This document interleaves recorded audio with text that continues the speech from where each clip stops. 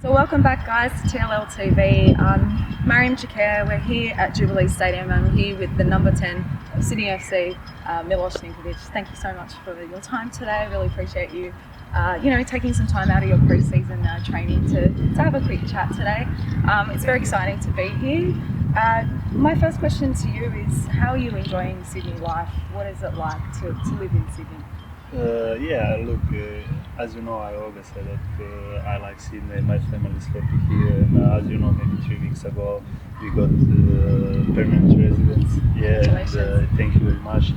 As soon as I came here, I remember my session. I felt really like at home, and in the beginning my English was not so good. Even still, it's not perfect, but it's much better. I remember I felt like at home, and I'm happy on the pitch, which is very important. If you want to perform well, I think you need to feel off the pitch. You need to be happy on the pitch. Yeah, absolutely. I mean, that's definitely, we can see that just by the results and just the seasons that you've had here at Sydney FC. Something that really particularly stands out for me is, the 2016-17 season when you came and you've got 11 Man of the Match awards. You won the Alex Tobin, you won the Johnny Warren, first Sydney player to ever do that, really, in the history of the club, which was very exciting. Coming into a season like that and having all those personal accolades, obviously it's exciting and it's important to be part of the team. But what did that mean for you? Yeah, it meant a lot, and especially after, if you remember, my season wasn't great. If we finished 6th and 7th, and. After that, I have to say that we signed some unbelievable players, and it was easier to break all these records, to win all these games, But that was, I always say, that was probably my best season in my career for me, because.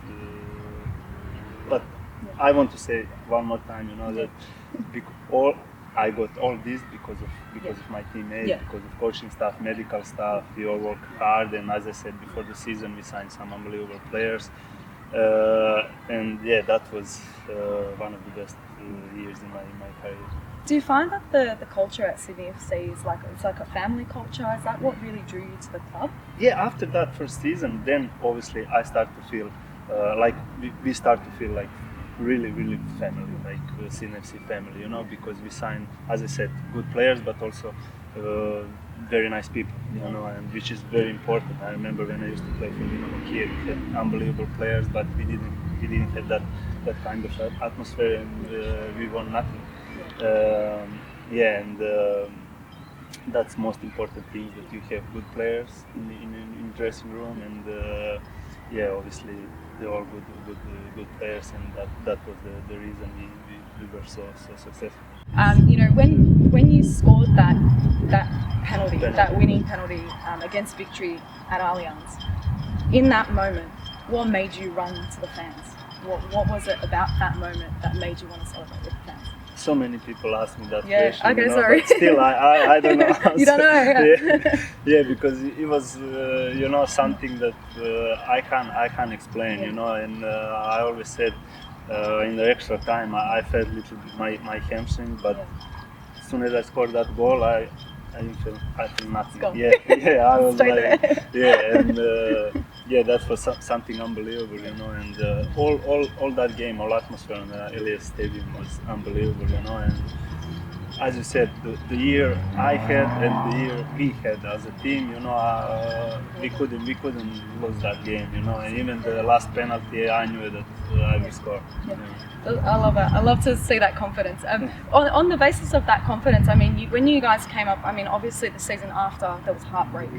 There was a lot of heartbreak at Allianz the following year. Coming into that semi-final here at Jubilee, in that game, with that semi-final, did you guys, as a club and you personally, did you expect to run out 6-1? No, to be honest, I didn't expect, and probably most of our players and coaching staff probably couldn't believe that we can beat them 6-1, especially because 3 days before that game we had very hard travel to Korea, and we play overseas, and 9 hours in the plane and then 2 more hours on the bus. It was very, very hard, you know. And but as soon as we start the game, and we score in the first minute, and after that, when we score again first, everything is floodgates are open. Floodgates are open. If you remember, we scored the third one, 44 or 45 minutes just before halftime, you know, and after that was much easier to play. You know. It was very exciting as a fan personally because I was here watching it. And I had friends messaging me at halftime saying they were booking tickets to Perth at halftime. I said to my friends, I was like, I'm going to wait until I get home and wait to see what happens. But as soon as I got home, I booked flights, and if you remember, most of the yeah. Melbourne Victory players, they didn't travel. They stayed. That's probably first 10 players. They didn't travel to I don't know. They play in Japan or Korea. That's right, and but. That was probably the game when we beat Melbourne Victory 2-3 years ago when I scored the winning penalty. That's probably my favorite game, but probably last year game against Melbourne Victory in the second. Yeah, and also to see Brosk score that goal. What an amazing goal! It just raised the roof. It was just unbelievable. Do you potentially see that the future of the A-League, having some sort of a second division or some sort of a pathway for younger players to come through? Because if you look at A-League now, how many young players you have, in A-League, and I understand that in some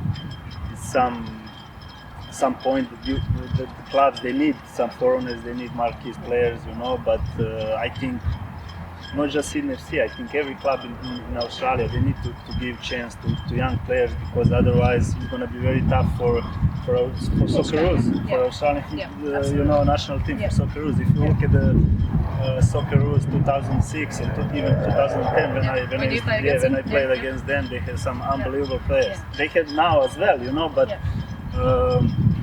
they need to give chance to young players. And I remember I played in France, I played in Ukraine.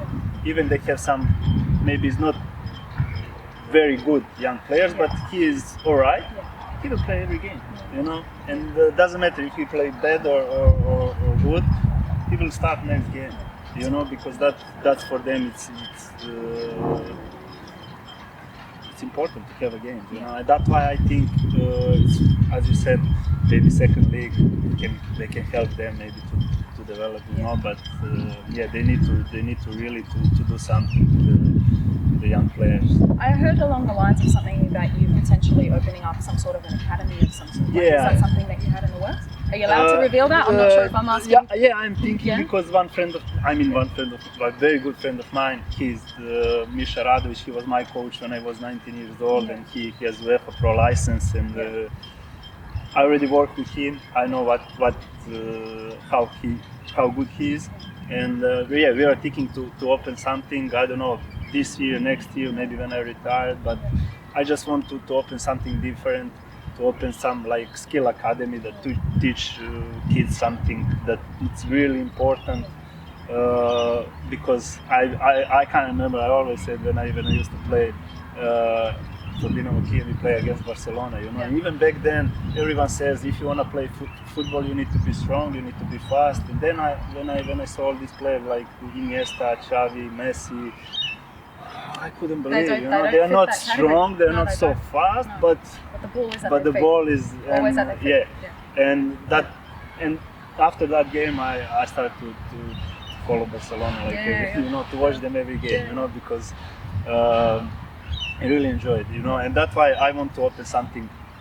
I don't want to say like Barcelona Academy, but something really skill academy that you can teach kids everything, left foot, right foot, first touch. First touch is very important in football. If your first touch is not good, then everything else is not going to be perfect. Absolutely. Well, I appreciate your time. Thank you so much. Thank you very much. Thank you so much for your time. Thank you. Thank you. Thanks.